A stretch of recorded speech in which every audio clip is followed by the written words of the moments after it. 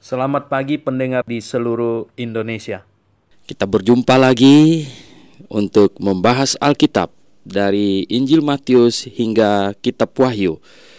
Anda bersama dengan saya, Dr. Suhento Liao.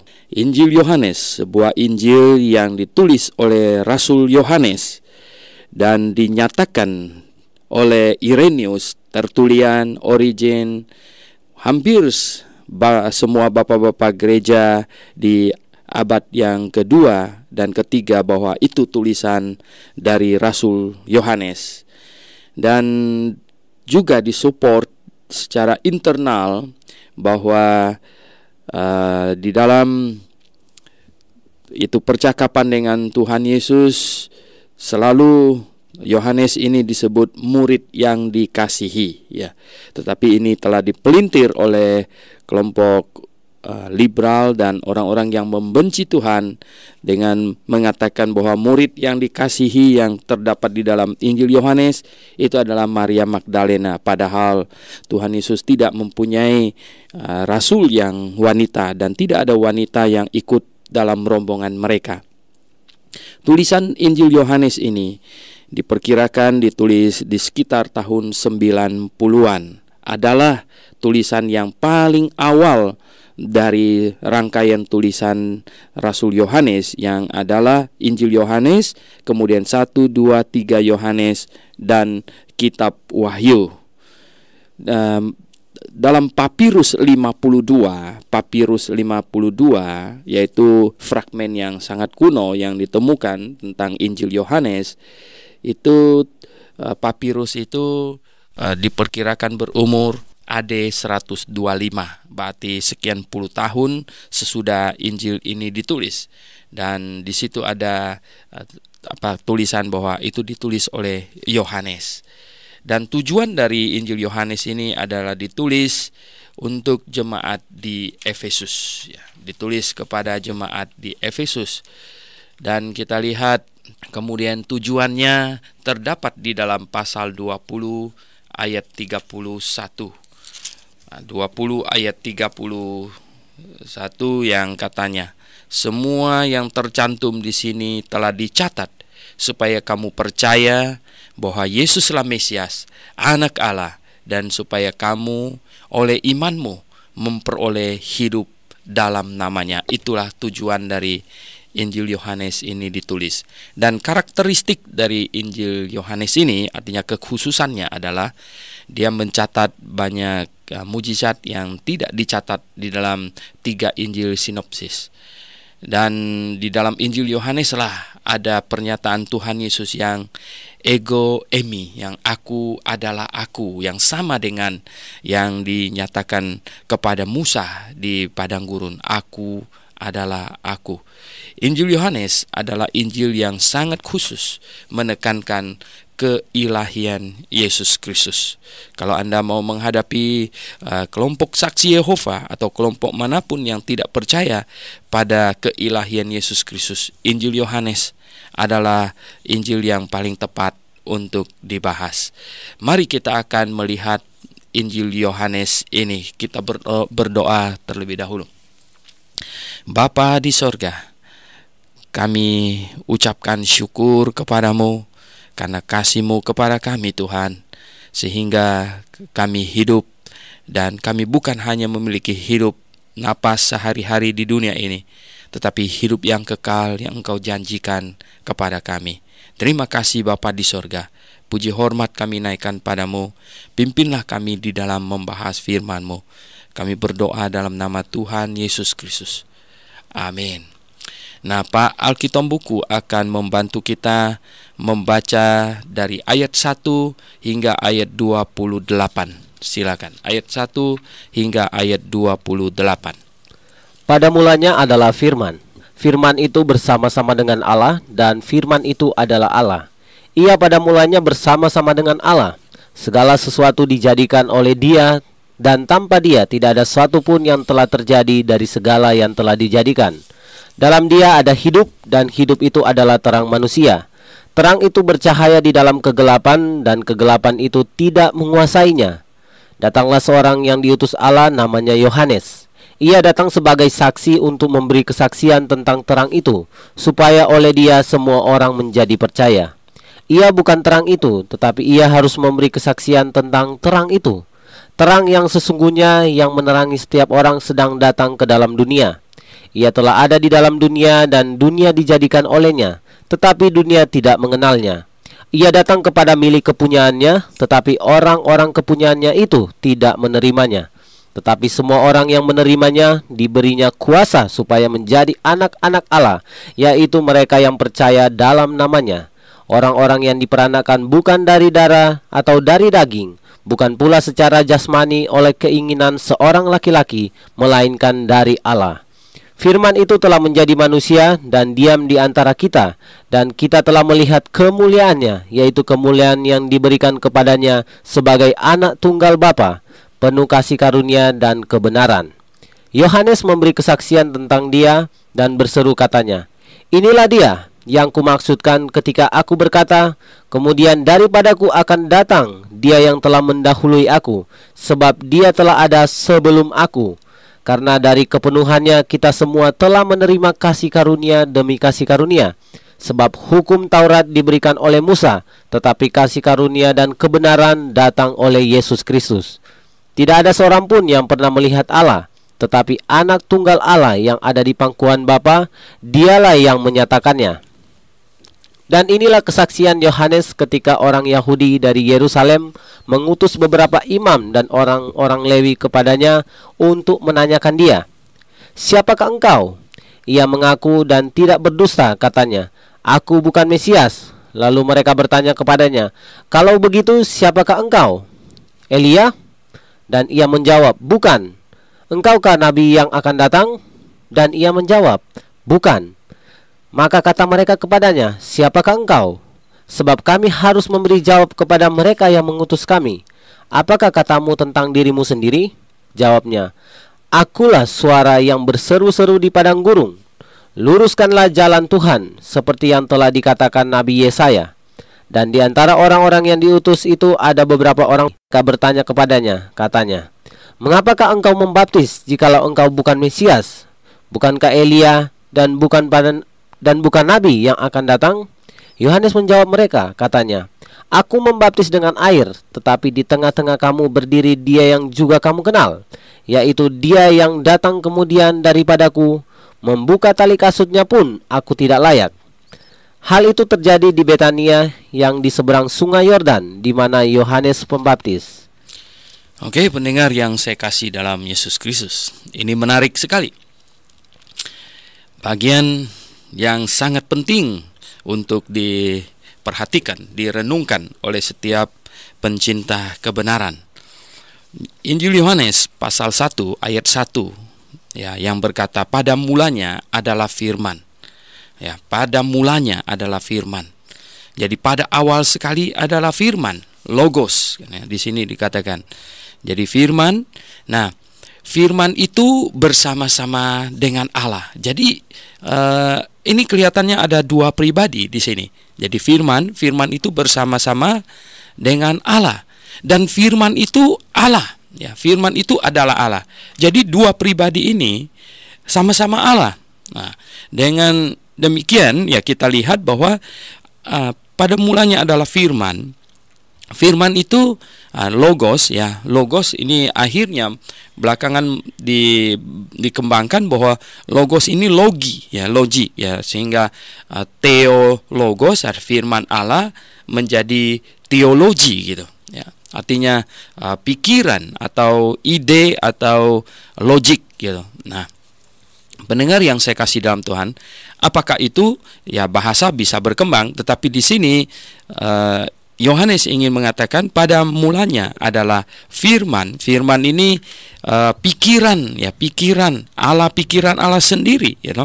Jadi dia bersama-sama dengan Allah dan dia adalah Allah.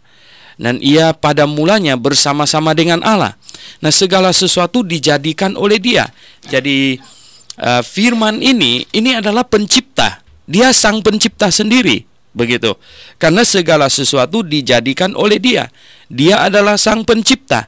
Sang pencipta itu siapa? Sang pencipta itu adalah Allah sendiri.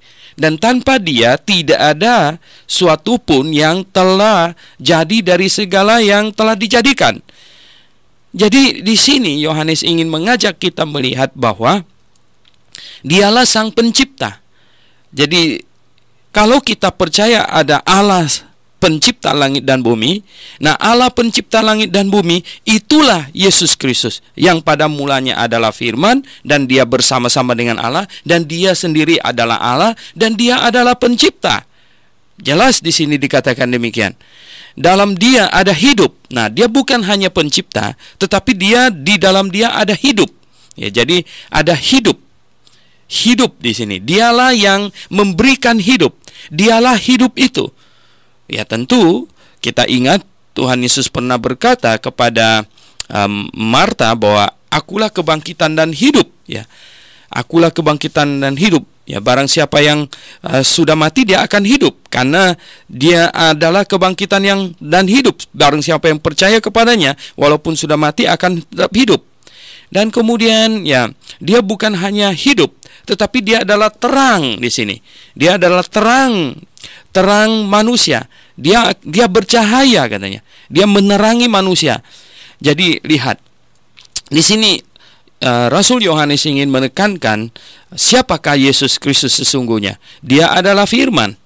Dia adalah pencipta, Dia adalah hidup, dan Dia adalah terang. Ya, Dia adalah terang. Jadi betapa ini satu pribadi Allah sendiri yang datang ke dalam dunia ini. Dan kemudian Dia berkata di ayat yang ke-7 ya, ayat yang ke-6 ya, datanglah seorang yang diutus Allah. Ini mengenai Yohanes Pembaptis. Ya, namanya Yohanes. Ia datang sebagai saksi untuk memberi kesaksian tentang terang itu. Tentang siapa? Tentang Yesus, tentang Allah sendiri ya. Supaya oleh Dia semua orang menjadi percaya. Ia bukan terang itu. Jadi Yohanes bukan terang itu, tetapi ia harus memberi kesaksian ya tentang terang itu. Nah, terang yang sesungguhnya yang menerangi setiap orang sedang datang ke dalam dunia. Ya, jadi terang itu sendiri siapa? Terang itu sendiri adalah Yesus Kristus. Dia adalah anak Allah. Dia adalah terang itu sendiri. Dan katanya terang yang sesungguhnya yang menerangi setiap orang. Jadi Yesus Kristus yang akan menerangi setiap orang sedang datang ke dalam dunia. Ia telah ada di dalam dunia. Ya, karena memang Yesus sudah ada di dunia. Dia selisih dengan Yohanes Pembaptis hanya 6 bulan saja umurnya. Jadi ketika Yohanes Pembaptis keluar melayani sekitar umur 30-an, ya beberapa bulan kemudian Tuhan Yesus melayani. Ya sekitar 30-an juga. Ia telah ada di dalam dunia, dan dunia telah dijadikan olehnya. Nah, ini lihat ya. Ini teman-teman kita saksi Yehova perlu memahami dan menyelami ini, bahwa ya Ia ya yang menjadikan dunia. Dunia dijadikan olehnya. Jadi Dia pencipta. Ya. Dia bukan yang diciptakan pertama. Tidak ada ngomong begitu. Mereka percaya bahwa Yesus itu adalah pribadi yang diciptakan pertama. Itu tidak benar ya. Itu tidak benar. Jadi Dia bukan yang diciptakan yang pertama, tetapi Dia adalah Sang Pencipta itu sendiri. Ya. Jadi pendengar yang saya kasih dalam Yesus Kristus, ya kita tahu bahwa Yesus Kristus itu bukan yang diciptakan pertama. Dia memang Dia pencipta sendiri gitu. Dia pencipta sendiri. Jadi pendengar yang saya kasih dalam Yesus Kristus, ini kalau Anda mengasihi Tuhan, mengasihi kebenaran, Anda harus hati-hati.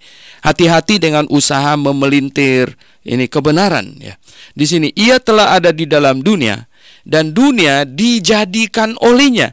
Jadi siapakah yang menjadikan dunia, menjadikan alam semesta ini? Siapakah Sang Pencipta itu? Ya, Sang Pencipta itu adalah Yesus Kristus sendiri. Dia adalah pribadi Allah kedua yang ikut serta di dalam penciptaan. Dan itu harmonis sekali dengan kitab Kejadian pasal 1. Kalau Anda lihat kitab Kejadian pasal 1 ayat 26.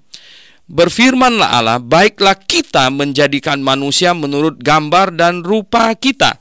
Apa yang dipakai di situ? Kita. Baiklah kita menjadikan. Ini siapa mengajak siapa? Apakah malaikat diikut sertakan dalam penciptaan? Bukan. Ini adalah pribadi Allah. Ada Tritunggal Allah berbicara sebelum penciptaan segala sesuatu, sebelum menciptakan malaikat bahkan, ya. Mungkinan ini sebelum menciptakan malaikat, maksud saya Allah satu dengan yang lain, Tritunggal Allah, mereka saling berbicara, mereka saling mengasihi.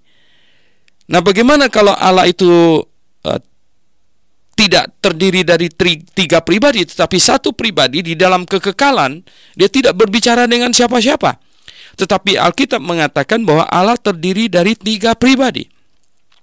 Tiga pribadi dan mereka saling mengasihi, mereka saling berkomunikasi. Dan inilah yang benar. Jadi pendengar yang saya kasih dalam Tuhan Yesus, Tuhan Yesus adalah Sang Pencipta. Dia ikut serta dalam penciptaan karena Dia adalah Allah sendiri. Dia pribadi Allah. Ia datang kepada milik kepunyaannya. Ya, tadi dikatakan, ya, dunia dijadikan olehnya, tetapi dunia tidak mengenalnya. Ia datang kepada milik kepunyaannya, tapi milik kepunyaannya tidak mengenalnya. Tetapi orang-orang yang kepunyaannya itu tidak menerimanya lagi. Jadi tidak mengenalnya dan tidak menerimanya. Ya, Yohanes ingin mengatakan bahwa mayoritas dari manusia yang Allah ciptakan ini tidak menerima Sang Penciptanya. Tetapi semuanya, ya, jadi orang-orang yang menerimanya diberinya kuasa, diberinya hak supaya menjadi anak-anak Allah. Ya, kita tahu prosesnya bagaimana, yaitu kita percaya kepada Yesus Kristus yang adalah anak-anak Allah. Ketika kita percaya kepadanya, ketika kita mengaminkan bahwa Dia menggantikan kita dihukum di atas kayu salib dan kita menggantikan Dia hidup, jadi posisi Tuhan Yesus diberikan kepada kita sehingga kita menjadi anak-anak Allah.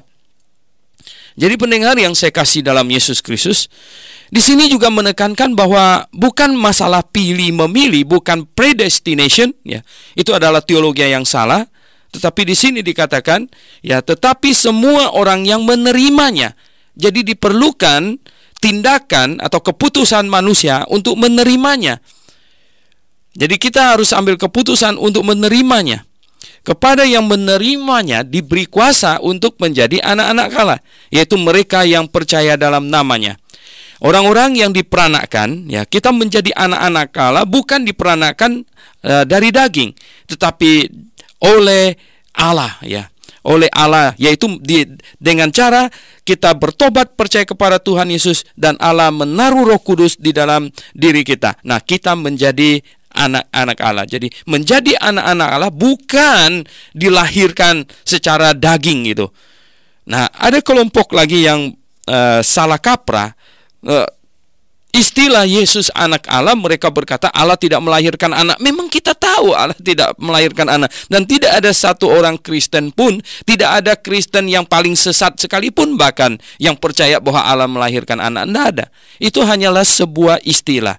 Istilah anak-anak Allah. Jadi orang yang percaya kepada Yesus disebut anak-anak Allah pun itu bukan karena dilahirkan secara darah dan daging seperti di sini dikatakan demikian, tetapi itu oleh Allah, yaitu dengan ditaruhnya Roh Kudus di dalam hati kita. Firman itu telah menjadi manusia dan diam di antara kita. Nah, dia menunjuk kepada Yesus Kristus yang tadi pada mulanya adalah firman itu. Ya, mula-mula sekali, ya. Dan dia sekarang telah menjadi manusia dan tinggal di antara kita, dan kita telah melihat kemuliaannya. Jadi Yohanes ini adalah saksi mata. Penulis Injil Yohanes adalah saksi mata, yaitu kemuliaan yang diberikan kepadanya sebagai anak tunggal Bapa, penuh kasih karunia dan kebenaran. Jadi penuh dengan kebenaran. Yohanes memberi kesaksian tentang dia dan berseru, katanya, "Inilah dia yang kumaksudkan ketika aku berkata, kemudian daripadaku akan datang dia yang telah mendahului aku, sebab dia telah ada sebelum aku." Nah, ini pernyataan bahwa dia telah ada sebelum aku. Ini bukan sembarangan pernyataan. Ini menyatakan bahwa Yesus bukan manusia biasa. Dia bukan manusia ciptaan. Seperti yang dituduhkan oleh kelompok saksi Yehova bahwa dia adalah ciptaan pertama. Jadi Yesus ini manusia ciptaan pertama begitu. Oh tidak, ya. Di sini Yohanes berkata, dia telah ada sebelum aku. Jadi manusia yang sudah bagaimanakah satu pribadi yang sudah ada sebelum Yohanes? Dia adalah yang ada dalam kekekalan. Karena dari kepenuhannya kita semua telah menerima kasih karunia demi kasih karunia. Dan hukum Taurat katanya diberikan oleh Musa, tetapi kasih karunia dan kebenaran datang oleh Yesus Kristus. Ya, artinya kebenaran ilahi dari keselamatan itu sendiri tersembunyi di dalam ibadah simbolik perjanjian lama, dan dia nyata bagi kita di dalam Yesus Kristus. Saliblah yang mengajar kepada kita, dan melalui saliblah kita tahu bahwa penyembelihan domba di perjanjian lama dan lain sebagainya, itu semuanya hanyalah upacara simbolik yang menunjuk kepada salib Yesus Kristus. Dan kemudian kita lihat dari ayat 18 berkata, tidak ada seorang pun yang pernah melihat Allah, tetapi anak tunggal Allah yang ada di pangkuan Bapa, dialah yang menyatakannya. Tidak ada satu orang pun pernah melihat Allah.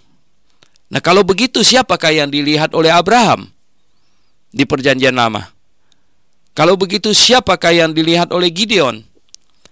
Kalau begitu siapakah yang bergulat dengan Yakub di perjanjian lama, sehingga Yakub diubah namanya menjadi Israel, yaitu yang bergulat melawan Allah? Pendengar yang saya kasih dalam Yesus Kristus, ayat ini menjawab semua itu. Kalau tidak ada satu orang pun pernah melihat Allah, jadi siapakah yang dilihat Gideon? Siapakah yang bercakap-cakap dengan Abraham ketika akan menghancurkan kota Sodom dan Gomora? Dia adalah Yesus Kristus yang duduk di pangkuan Bapa. Duduk di pangkuan Bapa ini adalah sebuah istilah simbolik. Ini bukan Yesus Kristus kolokan gitu, duduk di pangku Bapa kolokan begitu, bukan. Ya. Tetapi sesungguhnya yang dimaksud dengan duduk di pangkuan Bapa itu adalah dia adalah menyatu dengan Bapa. Dia duduk di pangkuan itu artinya dia menyatu. Dan Allah Bapa itu adalah roh adanya. Jadi kalau melihat Allah adalah melihat Yesus Kristus. Barang siapa melihat Yesus Kristus, dia sudah melihat Bapa. Seperti yang Tuhan katakan kepada Filipus di dalam pasal 14 ayat 9. Yang melihat Yesus Kristus sama dengan sudah melihat Allah Bapa, karena dia duduk di pangkuan Bapa. Artinya karena dia superimpose. Ya, superimpose itu artinya dalam bahasa Inggris bilang superimpose itu artinya seperti ada titik, kemudian ada titik satu lagi yang sama di situ. Jadi letaknya persis sama di situ. Jadi pendengar yang saya kasih dalam Yesus Kristus, inilah maksudnya. Tidak ada satu orang pun pernah melihat Allah, artinya melihat Bapa, tetapi anak tunggal Allah yang duduk di pangkuan Bapa, dialah yang menyatakan Allah itu kepada kita. Jadi kita melihat Allah melalui melihat Yesus Kristus. Melihat Yesus Kristus sama dengan sudah melihat Bapa. Jadi pendengar yang saya kasih dalam Yesus Kristus, ini pernyataan yang sangat hebat. Ya. Ini menunjukkan bahwa yang dilihat oleh Abraham itu adalah Yesus Kristus. Yang dilihat oleh Gideon itu Yesus Kristus. Yang dilihat oleh Yakub itu Yesus Kristus. Ya, jadi Yesus Kristuslah yang berjalan di taman dengan Adam dan Hawa. Ya, Yesus Kristuslah yang ada di perjanjian lama yang menampakkan diri. Oleh sebab itu penampakan di perjanjian lama yang the angel of Jehovah itu, ya, malaikat Jehovah, ya, itu Jehovah sendiri, ya, itu disembah yang tidak menolak, ya, itu adalah Yesus Kristus di dalam perjanjian lama. Dialah yang menunjukkan Allah, dialah yang menyatakan Bapa di sorga kepada ciptaannya di muka bumi ini. Oke, pendengar yang saya kasih dalam Yesus Kristus, kita kembali membahas Injil Yohanes pasal 1. Sekarang kita lihat dari ayat 19 sampai ayat 28. Ini mengenai kesaksian Yohanes Pembaptis. Yohanes Pembaptis katanya, ya, memberi kesaksian tentang terang itu. Dia memberi kesaksian tentang Sang Juru Selamat. Dialah orang yang diutus oleh Allah, yang sesuai dengan nubuatan di Yesaya pasal 40 ayat 3, bahwa dia adalah suara orang yang berseru-seru di padang gurun, luruskanlah jalan Tuhan. Ya. Jadi dia adalah sesungguhnya, kalau mereka menerima seruannya, maka dia adalah dia adalah Elia. Yohanes Pembaptis ini adalah Elia. Jadi begini, perannya pertama adalah dia menjadi orang yang berseru-seru dulu. Kalau seruannya tidak diterima, maka dia bukan maka dia bukan Elia. Tetapi jikalau seruannya diterima, maka dia adalah Elia itu. Jadi pendengar yang saya kasih dalam Yesus Kristus, kita lihat. Katanya di sini, dia diutus, ada sekelompok orang diutus oleh imam-imam, ya, dan orang-orang Lewi, ya, datang kepadanya. Ada orang-orang ini, ya, datang, ya, dari yang mengutus beberapa imam-imam, ya. Jadi imam-imam ini dan orang Lewi datang kepada Yohanes Pembaptis untuk bertanya, katanya, siapakah engkau? Ia mengaku dan tidak berdusta, katanya. Jadi Rasul Yohanes ini mencatat bahwa Yohanes Pembaptis ini orangnya jujur, ya, jujur. Dia bukan orang yang mengaku-ngaku sesuatu yang bukan miliknya, dan dia tidak berusaha untuk mengaku-ngaku sebagai ini dan sebagai itu. Dia bukanlah orang yang ingin mencuri kemuliaan Sang Mesias atau Juru Selamat. Bukan. Mereka tanya dia, siapa engkau? Ia mengaku dan tidak berdusta. Katanya, aku bukan Mesias. Ya, betul, Yohanes Pembaptis bukan Mesias. Dia adalah utusan dari Sang Mesias itu sendiri, sebagai orang yang berjalan di depannya untuk meluruskan jalan, untuk meratakan jalan yang lekak-lekuk. Lalu mereka bertanya kepadanya, kalau begitu, siapakah engkau? Elia? Dan ia menjawab, bukan. Nah, mengapa kok bukan? Mengapa dia tidak berkata, iya, saya Elia? Memang, ya, kalau kita lihat dari pakaiannya dan segala macam, itu persis sama dengan Elia. Tetapi dia lebih senang ini menyatakan dirinya sesuai dengan Yesaya 40 ayat 3 dulu, bahwa dia adalah suara yang berseru-seru, katanya. Jadi maka kata mereka kepadanya, ya, siapakah engkau? Sebab kami harus memberi jawab kepada mereka yang mengutus kami. Apakah katamu tentang dirimu sendiri? Jawabnya, akulah suara orang yang berseru-seru di padang gurun, luruskanlah jalan Tuhan, seperti yang telah dikatakan Nabi Yesaya. Nah, kalau mereka menyelidiki Alkitab, mereka tahu bahwa Yohanes Pembaptis ini adalah utusan dari Sang Mesias yang diutus untuk meluruskan jalan Tuhan. Artinya untuk sebagai pembuka jalan baginya. Nah, berarti Juru Selamat sendiri sudah hampir datang atau bersamaan dengan dia, tetapi di belakang dia. Kalau dia yang berjalan di depan dan berseru, luruskanlah jalan Tuhan, seperti yang telah dikatakan Nabi Yesaya, katanya. Jadi Yohanes Pembaptis dengan tulus, dengan jujur berkata bahwa dia adalah orang yang diutus untuk meluruskan jalan Tuhan. Dan ya, di antara orang-orang yang diutus itu ada beberapa orang Farisi. Ya, ini orang Farisi, ya. Mereka bertanya kepadanya, katanya, mengapa engkau membaptis kalau begitu, jikalau engkau bukan Mesias?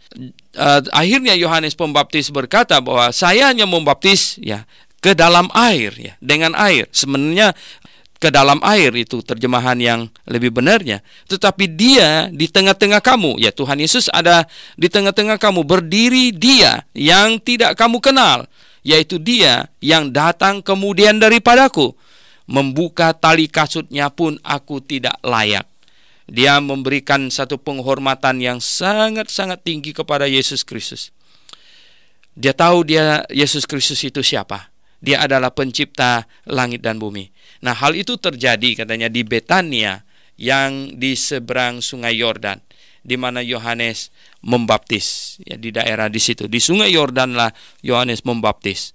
Oke, pendengar yang saya kasih dalam Tuhan, sekarang kita akan membaca dari ayat 29 hingga ayat yang ke-51.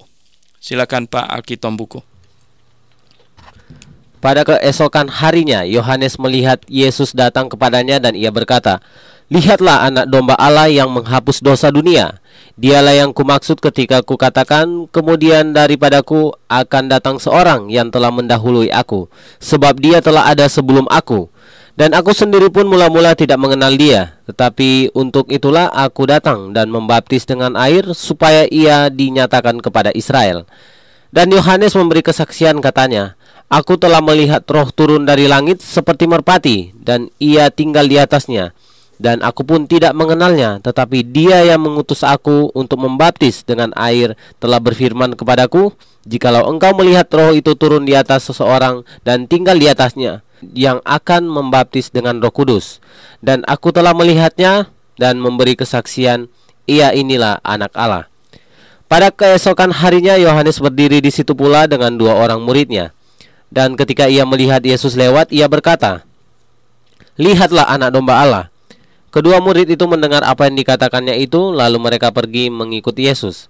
Tetapi Yesus menoleh ke belakang, ia melihat bahwa mereka mengikut dia, lalu berkata kepada mereka, "Apakah yang kau cari?" Kata mereka kepadanya, "Rabi," artinya guru, "di manakah engkau tinggal?" Ia berkata kepada mereka, "Marilah dan kamu akan melihatnya." Mereka pun datang dan melihat di mana ia tinggal, dan hari itu mereka tinggal bersama-sama dengan dia. Waktu kira-kira pukul 4, salah seorang dari keduanya yang mendengar perkataan Yohanes lalu mengikut Yesus adalah Andreas, saudara Simon Petrus. Andreas mula-mula bertemu dengan Simon, saudaranya, dan ia berkata kepadanya, "Kami telah menemukan Mesias," artinya Kristus. Ia membawanya kepada Yesus. Yesus memandang dia dan berkata, "Engkau Simon, anak Yohanes, engkau akan dinamakan Kefas," artinya Petrus. Pada keesokan harinya, Yesus memutuskan untuk berangkat ke Galilea. Ia bertemu dengan Filipus dan berkata kepadanya, "Ikutlah aku." Filipus itu berasal dari Betsaida, kota Andreas dan Petrus. Filipus bertemu dengan Natanael dan berkata kepadanya, "Kami telah menemukan dia yang disebut oleh Musa dalam kitab Taurat dan oleh para nabi, yaitu Yesus anak Yusuf dari Nazaret." Kata Natanael kepadanya, "Mungkinkah sesuatu yang baik datang dari Nazaret?" Kata Filipus kepadanya, "Mari dan lihatlah." Yesus melihat Natanael datang kepadanya lalu berkata tentang dia, "Lihat, inilah seorang Israel sejati, tidak ada kepalsuan di dalamnya." Kata Natanael kepadanya, "Bagaimana engkau mengenal aku?" Jawab Yesus kepadanya, "Sebelum Filipus memanggil engkau, aku telah melihat engkau di bawah pohon ara." Kata Natanael kepadanya, "Rabi, engkau anak Allah, engkau raja orang Israel." Yesus menjawab katanya, "Karena aku berkata kepadamu, aku melihat engkau di bawah pohon ara, maka engkau percaya? Engkau akan melihat hal-hal yang lebih besar daripada itu." Lalu kata Yesus kepadanya, "Aku berkata kepadamu, sesungguhnya engkau akan melihat langit terbuka dan malaikat-malaikat Allah turun naik kepada Allah manusia, kepada anak manusia." Ya, oke, pendengar yang saya kasih dalam Yesus Kristus. Katanya pada keesokan hari ini sesudah Yohanes membaptis Tuhan Yesus dibaptis, dan keesokan harinya, jadi Yohanes melihat Yesus datang kepadanya dan ia berkata, "Lihatlah anak domba Allah yang menghapus dosa dunia. Dialah yang kumaksud ketika kukatakan, kemudian daripadaku akan datang seorang yang telah mendahului aku, sebab dia telah ada sebelum aku." Jadi Yohanes Pembaptis semakin terang-terangan menunjukkan bahwa siapakah Yesus ini. Dia mengumumkan kepada publik bahwa inilah dia. Saya datang sebagai pembuka jalan. Saya datang sebagai orang yang bersiap-siap membuka jalan bagi Sang Juru Selamat ini. Jadi Yohanes Pembaptis itu adalah semacam agen dari sorgawi, ya, dari kerajaan sorga. Itu sepertinya anak buahnya ini George Bush yang datang ke Indonesia, siap-siapkan ini semua fasilitas segala macam, karena George Bush udah mau datang. Ini orang di Bogor pada apa ya, demonstrasi segala macam. Saya bilang ini orang Indonesia sebenarnya ya menunjukkan siapa dia sebenarnya. Jadi pendengar yang saya kasih dalam Yesus Kristus, ya sebenarnya Anda boleh setuju, boleh tidak setuju akan kedatangan presiden dari negara lain. Ya, tetapi kalau Anda bersikap kasar, kurang ajar terhadap tamu, itu Anda menunjukkan siapa diri Anda sebenarnya. Ya mungkin ada satu hari orang bertamu di rumah Anda, orang itu tidak kamu sukai. Lalu Anda boleh banting-banting piring gitu, banting-banting kursi gitu ya, demonstrasi gitu. Itu menunjukkan siapa Anda. Apakah Anda orang yang tahu susila ya, atau orang kurang ajar gitu kan. Nah, pendengar yang saya kasih dalam Yesus Kristus, pasti ya ini kondisi Yohanes Pembaptis ini seperti ini anak buahnya George Bush yang dikirim ke sini, datang untuk mempersiapkan segala sesuatu. Oh, bayangkan ya, sampai segala hal dipersiapkan, sampai hal yang rumit-rumit. Nah, padahal dari sorga Allah hanya mengutus Yohanes Pembaptis ini. Yohanes Pembaptis datang dan dia mempersiapkan jalan bagi Tuhan. Mempersiapkan apa ini? Mempersiapkan hati orang. Itulah sebabnya khotbah Yohanes Pembaptis itu begitu keras. Dia serukan, bertobatlah, katanya, bertobatlah. Kapak telah tersedia di akar pohon, yang tidak menghasilkan buah pertobatan akan segera ditebang. Jadi mempersiapkan hati orang. Yohanes Pembaptis datang bukan mempersiapkan jalan di Yerusalem supaya diaspal atau segala macam, bukan. Tetapi dia datang untuk mempersiapkan hati orang di Yerusalem. Orang-orang Yahudi tentu, karena Yesus Kristus adalah dia Mesias, dia adalah anak Daud, dialah sebenarnya yang dijanjikan akan memerintah di atas tahta Daud. Jadi dia datang kepada bangsa Yahudi untuk menggenapi janji Allah kepada Daud bahwa salah satu keturunannya akan memerintah selama-lamanya di atas tatanya. Jadi kalau bangsa Yahudi menerimanya, maka kerajaan 1000 tahun akan terjadi pada saat itu. Maka kerajaan Daud yang penuh damai sejahtera akan terjadi pada waktu itu. Tetapi karena mereka menolaknya, maka itu ditunda sampai sesudah hari pengangkatan dan sampai sesudah masa tribulation, masa kesusahan.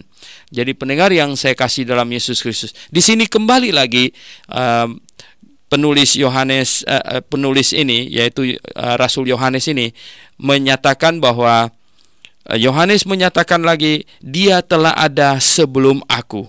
Dia telah ada sebelum aku. Ini satu pernyataan yang luar biasa. Memang dia akan datang sesudah aku, tetapi dia sebenarnya sudah ada sebelum aku. Dan aku sendiri pun mula-mula tidak mengenal dia, tetapi untuk itulah aku datang dan membaptis dengan air supaya ia dinyatakan kepada Israel, ya. Dia dinyatakan kepada Israel supaya dia diperkenalkan kepada Israel bahwa inilah Jehovah, inilah Allah yang telah menuntun kalian keluar dari Mesir. Inilah dia yang punggungnya dilihat oleh Musa. Inilah dia yang bersama-sama dengan bangsa Yahudi melewati padang gurun. Dan inilah dialah Allah Jehovah yang telah memanggil Musa di semak belukar yang menyala apinya itu. Inilah dia. Jadi Yohanes Pembaptis memperkenalkan Yesus Kristus, memperkenalkan Allah Jehovah kepada mereka. Dan Yohanes memberi kesaksian, katanya, aku telah melihat Roh turun dari langit seperti merpati. Itu telah dicatat di dalam Injil Matius, ya. Roh Kudus turun seperti burung merpati dan ia tinggal di atasnya. Dan aku pun tidak mengenalnya tadinya, tetapi dia yang mengutus aku, ya, untuk membaptis dengan air telah berfirman kepadaku, telah kasih tahu tanda-tandanya. Jikalau engkau melihat roh itu turun ke atas seseorang dan tinggal di atasnya, dialah itu yang akan membaptis dengan Roh Kudus. Ya, dialah yang akan membaptis dengan Roh Kudus. Jadi Allah menjelma menjadi manusia, dilahirkan sebagai manusia, dan dia sudah sama seperti manusia-manusia yang lain. Jadi Yohanes Pembaptis diberi satu instruksi tanda. Nah, untuk mengenal Allah yang telah menjelma jadi manusia itu, yang tinggal di antara manusia, yang sudah memakai tubuh manusia dan wajahnya semuanya manusia itu. Kalau engkau tidak tahu yang mana dia, kalau engkau mau tahu identitasnya atau engkau mau tahu ciri-cirinya yang mana dia, maka dikasihkan satu tanda bahwa jikalau kamu membaptiskan orang, kamu datang pergi membaptis orang ke dalam air, dan kalau ada Roh Kudus turun ya seperti burung merpati dan tinggal di atas orang itu, nah itulah dia Allah yang menjadi manusia itu, itulah dia Mesias itu. Jadi jikalau engkau melihat roh itu turun ke atas seseorang dan tinggal di atasnya, dialah itu yang akan membaptis dengan Roh Kudus, membaptis dengan Roh Kudus. Dan aku telah melihatnya dan memberi kesaksian, ia inilah anak Allah. Jadi dia memperkenalkan Yesus Kristus kepada bangsa Yahudi. Jadi pendengar yang saya kasih dalam Yesus Kristus, kita lihat di sini Yohanes berkata bahwa dia hanya membaptis dengan air. Dia tidak mempunyai kuasa, mempunyai hak untuk membaptis dengan Roh Kudus. Dan tidak ada satu manusia pun di muka bumi ini yang memiliki hak wewenang untuk membaptis dengan Roh Kudus. Nah, ada pendeta yang durhaka, ya saya berkata itu durhaka, yang mau membaptis orang dengan Roh Kudus. Itu adalah pendeta durhaka sekali lagi ya.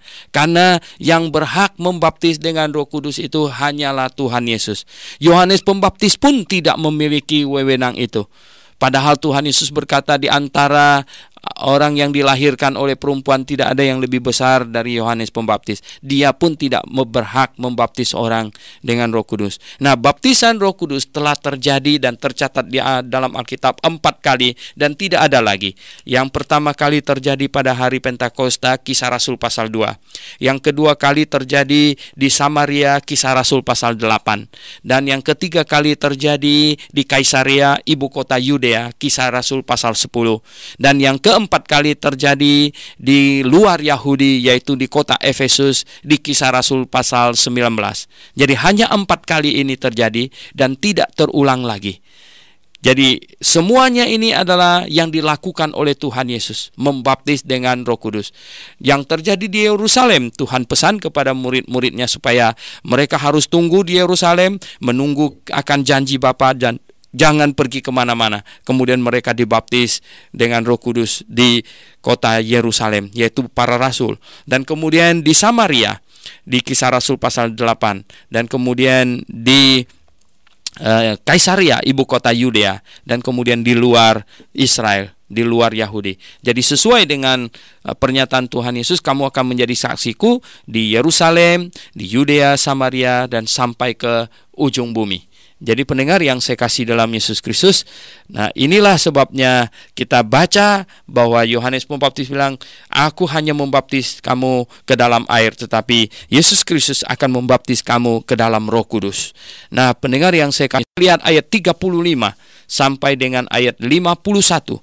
35 sampai 51 di sini. Ini adalah catatan mengenai satu proses atau satu peristiwa yang mula-mula bagaimana muridnya itu dikumpulkan ya sampai menjadi 12 rasul dan murid-murid yang lain-lain lagi, yaitu bahwa sebenarnya yang mengikuti itu adalah muridnya Yohanes Pembaptis dulu katanya. 2 orang murid dari Yohanes Pembaptis yang melihat Yohanes berkata demikian, dan ketika ia melihat Yesus lewat, ia berkata, lihatlah anak domba Allah. Dia ulangi lagi, dia berkata, lihatlah anak domba Allah ya. Dia berkata kepada muridnya, dan kedua murid itu katanya salah satunya itu adalah Andreas ya, mengikuti.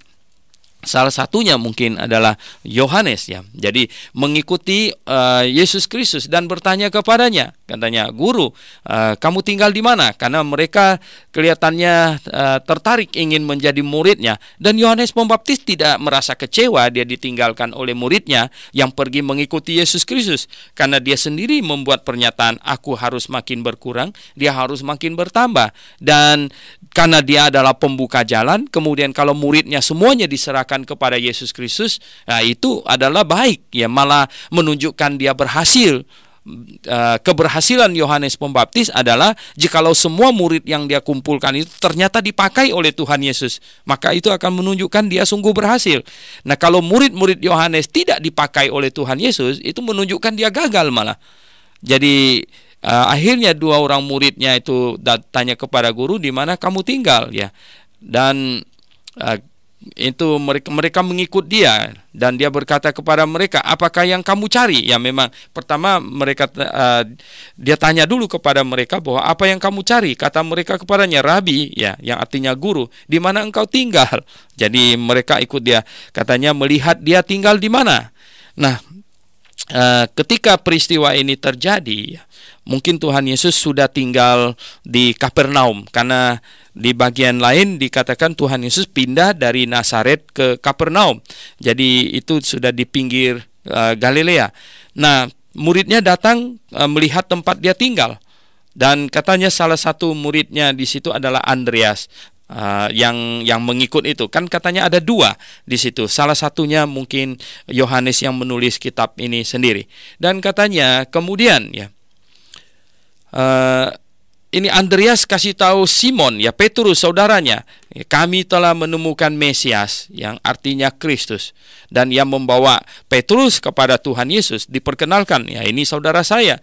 Nah, Tuhan Yesus langsung berkomentar, engkau Simon anak Yohanes, engkau akan dinamai Kefas, artinya Petrus, ya, Kefas. Dan dia mengidentifikasi mereka satu-satu dan memberikan mereka julukan-julukan baru sesuai dengan sifat mereka. Jadi pendengar yang saya kasih dalam Yesus, kemudian, ya, katanya pada keesokan harinya Yesus, ya, memutuskan untuk berangkat ke Galilea. Ia bertemu dengan Filipus di situ. Bertemu dengan Filipus, dan Filipus akhirnya dia bertemu dengan Filipus, hanya berkata ikutlah aku. Jadi Filipus ikut Tuhan Yesus, dan Filipus kemudian bertemu dengan Nathanael di sini. Nah, pendengar yang saya kasih dalam Tuhan Yesus, begini.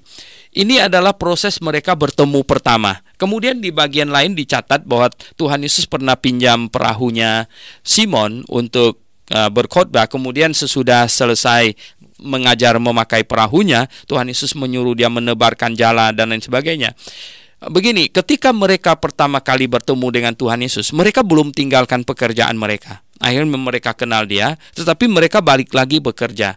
Kemudian mereka datang, mungkin kapan ada waktu mereka datang mendengar dia mengajar. Artinya, pertama-tama mereka mengikuti Yesus Kristus sebagai part-timer. Dan kemudian baru berkembang, akhirnya mereka mengikuti dia secara full-timer gitu. Setelah semakin banyak juga orang yang mengikuti dia, sehingga Tuhan Yesus memerlukan murid-murid yang mengelilinginya, yang membantunya dalam segala sesuatu. Jadi pertama mereka mengikutinya secara part-timer, dan sedikit demi sedikit mereka maju. Jadi ketika Tuhan Yesus meminjam perahunya Petrus, dan setelah mengajar, kemudian Petrus tersungkur di bawah kakinya, dan Tuhan berkata, jadilah penjala manusia, jangan jadi penjala ikan lagi. Dan mungkin mulai saat itu Petrus baru ikut secara full timer. Nah, sekarang kita lihat, ini Filipus akhirnya bertemu dengan Nathanael, dan dia berkata kepada Nathanael bahwa kami telah menemukan dia yang disebut oleh Musa dalam kitab Taurat dan oleh para nabi, yang yaitu Yesus anak Yusuf dan dari Nazaret.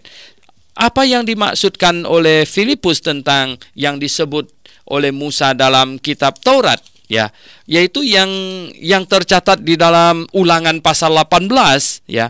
Ulangan pasal 18, kalau di dalam ayat 18, Ulangan 18, seorang nabi akan kubangkitkan dari mereka, bagi mereka dari antara saudara mereka, seperti engkau ini. Aku akan menaruh firmanku dalam mulutnya, dan seterusnya. Nah, inilah yang dimaksudkan oleh Filipus kepada Nathanael. Dan Kata Nathanael kepadanya, mungkinkah sesuatu yang baik datang dari Nazaret? Ya memang Tuhan Yesus yang disebut Yesus orang Nazaret ini agak sedikit menjadi batu sandungan, karena kota Nazaret tidak begitu cakep namanya, ya, karena ini kota perhentian para prajurit dan lain sebagainya. Jadi apakah ada yang baik datang dari kota Nazaret? Mestinya Yesus disebut Yesus orang Bethlehem, karena dia lahir di Bethlehem, tetapi karena dia dibesarkan di Nazaret sehingga dia disebut Yesus orang Nazaret. Dan ini juga menjadi batu sandungan bagi para ahli Taurat dan lain sebagainya. Nah, tetapi bagi orang yang tidak cinta kebenaran, dia tidak menyelidiki lagi. Bagi orang yang cinta kebenaran, dia akan menyelidiki lebih dan dia akan mendapatkan kebenaran. Kata Filipus kepada Nathanael, mari dan lihatlah. Artinya lihat sendiri saja. Jangan saya yang mengatakan, kamu buktikan sendirilah. Mari datang kepada Yesus, buktikan. Nah, kalau Anda cinta kebenaran, mari selidiki Alkitab, buktikan. Ya, jangan a priori terlebih dahulu. Mari buktikan, ya, selidiki, lebih seksama lagi. Dan ketika Nathanael datang, ya, datang kepada Yesus, dan Tuhan Yesus langsung berkata kepadanya, lihat, inilah seorang Israel sejati, tidak ada kepalsuan di dalamnya. Tuhan Yesus tentu sengaja memancing Nathanael untuk bereaksi begitu. Dan akhirnya kata Nathanael kepadanya, bagaimana engkau mengenal aku? Jawab Yesus kepadanya, sebelum Filipus memanggil engkau, aku telah melihat engkau di bawah pohon ara. Wow, itu mengagetkan Nathanael. Bagaimana dia bisa melihat begitu jauh, ya? Sebelum Filipus memanggil engkau, aku sudah melihat engkau di bawah pohon ara, katanya. Dan ini sungguh mengagetkan Nathanael sehingga dia langsung itu berkata, Rabi, katanya, engkau anak Allah, engkau Raja Israel. Tuhan Yesus bilang, itu belum apa, begitu saja engkau sudah berkata, Rabi, engkau anak Allah, engkau Raja Israel. Engkau baru melihat yang sekecil ini. Engkau akan melihat yang lebih besar daripada itu, ya. Lalu kata Yesus kepadanya, aku berkata kepadamu, sesungguhnya engkau akan melihat langit terbuka dan malaikat-malaikat Allah turun naik kepada anak manusia. Dan dia menunjukkan bahwa dia adalah pribadi Allah yang kedua. Oke, pendengar yang saya kasih dalam Yesus Kristus, pembahasan kita sampai di sini. Mari kita berdoa. Bapa di sorga, terima kasih untuk firman-Mu yang dicatatkan oleh Rasul Yohanes, yang tentu digerakkan oleh Roh Kudus dan dipimpin oleh Roh Kudus, sehingga hari ini kami dapat mengenal siapa Juru Selamat, siapakah Allah pencipta langit dan bumi yang tidak dapat kami lihat dengan mata, yang dinyatakan oleh Yesus Kristus dan dituliskan bagi kami kesaksian dari Rasul Yohanes ini. Kami sungguh mengucap syukur kepadamu. Kami berdoa dalam nama Yesus Kristus, Juru Selamat kami yang hidup. Amin.